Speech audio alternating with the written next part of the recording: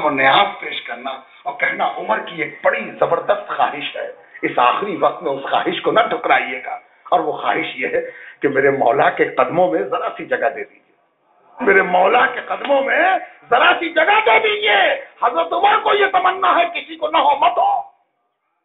صحابہ سوچتے ہیں صحابہ کا عمل دکھاؤ، صحابہ نے یہ کیا تھا کہ نہیں کیا تھا، ہے نا، ورنہ بدعت ٹھہرے، اور تمہارے یہاں سب سنت جو ہے وہ بدعت ہو گئی ہے،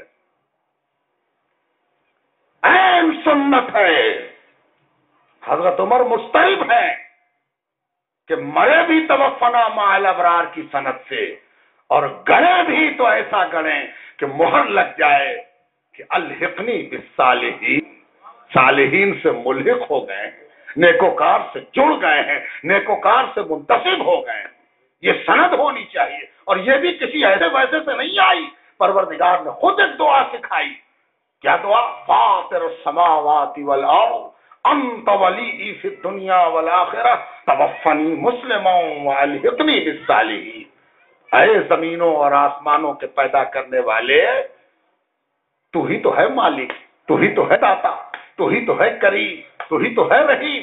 ہاں، ایک کرم کرنا پروردگار، مسلمان موت دینا، ہے نا، اتنا ہے مسلمانیت پر کہ اس کی فکر ہی کبھی نہیں رہتی کہ مسلمان مرے، ہے نا، جبکہ یہ تعلیم بتا رہی ہے کہ تم کو پتہ بھی نہ چلے گا، امنیت کھسک جائے گی، تم سمجھو کہ زمین پر پیر ہے، پتہ چلے گا زمین تو کب کی کھسک چکی۔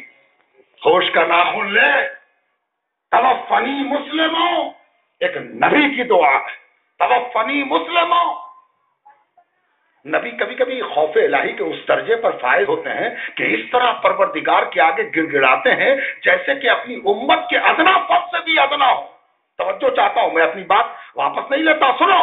نبی جب خوف الہی کے کمال پر ہوتے ہیں تو وہ اس طرح پروردگار کی بارگاہ میں گڑ گڑاتے ہیں جیسا کوئی ادنا امتی بھی نہیں گڑ گڑاتا۔ یہ خوف الہی کا ہم تم کیا جانیں، ہم تو خوف کی گلی میں قدم بھی نہیں رکھ سکے ہیں، یہ تو نبیوں کا معاملہ ہے نا۔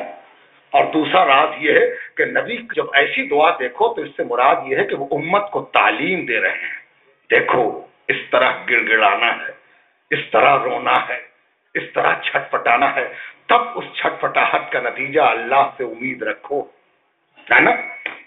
توفنی مسلموں والحقنی بالصالحین، اور ایک کرم اور کر دے پروردگار۔ توفنی کے بعد بات آئی ہے، اس لیے یقیناً توفنی کے بعد کی ہوگی، توجہ چاہتا ہوں۔ جب دعا میں توفنی کے بعد کوئی چیز آئی تو وہ یقیناً وفات کے بعد سے تعلق رکھتی ہے، زندگی تو اس کا تعلق نہیں ہوگا، ورنہ زندگی کی بات پہلے کی جاتی، وفات بعد میں کی جاتی۔ وفات کی دعا مانگ لی گئی تو اب بچا کیا؟ وفات کے بعد یہی تو ہوتا ہے، کہیں قبر بنتی ہے، کہیں حشر ہوتا ہے، یہی تو منزل تو بچی ہے، کہیں قبر بنے گی، کہیں حشر ہوگا۔ بس ایک پروردگار اور کرم کر دے، قبر بنے تو ان کے قدموں میں، اور حشر ہو تو ان کے سائے پہ۔ وما علینا الا البلاغ۔ حضرت شاہ صاحب زیب سجادہ حضرت مخدوم جہاں شیخ شرف الدین احمد یحییٰ منیری رحمۃ اللہ علیہ، مولانا سید شاہ سیف الدین فردوسی، ہم سب کی سعادت ہے کہ وہ اس مجلس میں موجود ہیں، تو ان سے درخواست ہے کہ کچھ مختصر